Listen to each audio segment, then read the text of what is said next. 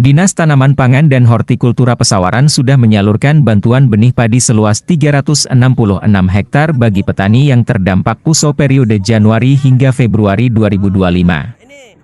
Bantuan benih tersebut bersumber dari cadangan benih pusat.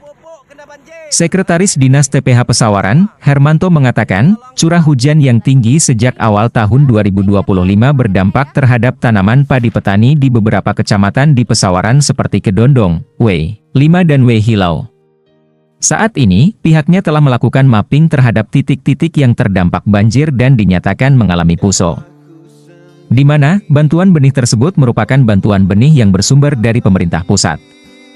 Selain itu, untuk mengantisipasi banjir, menurut Hermanto bahwa pihaknya telah berkoordinasi dengan OPD terkait seperti Dinas PUPR, serta sinkronisasi program baik provinsi hingga pemerintah pusat.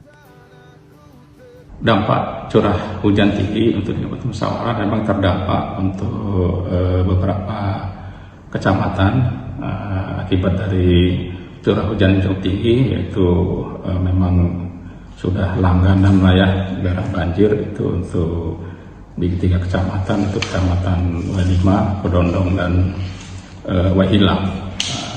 Namun secara detail yang daerah-daerah atau titik-titik terdampak, terus juga apakah titik-titik itu terjadi PUSO, itu adalah ada Kabid Tanaman Pangan yang telah melakukan verifikasi ke lapangan bersama PPL maupun POPT untuk mapping berapa kira-kira daerah-daerah atau titik-titik yang terjadi banjir dan ujung-ujungnya artinya terjadi PUSO yang memang gagal panen.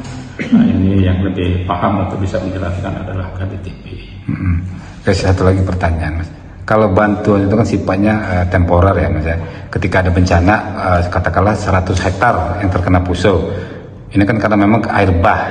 Nah, tapi pemerintah daerah Pesawaran kan tidak tinggal diam, sudah melakukan normalisasi sungai, sudah membangun retaining wall untuk mengurangi dampak banjir. Nah, ada penurunan enggak dari tahun-tahun sebelumnya dampak petani sawah yang terkena PUSO ini dibanding tahun 3 tahun inilah? Kalau penurunan ini sebenarnya tergantung dengan intensitas curah hujan. Nah, memang untuk tahun ini untuk intensitas hujan itu memang cukup tinggi sekali, dan memang yang kasat mata kami hasil pengamatan kami itu di 3 kecamatan itulah. Kalau terkait sama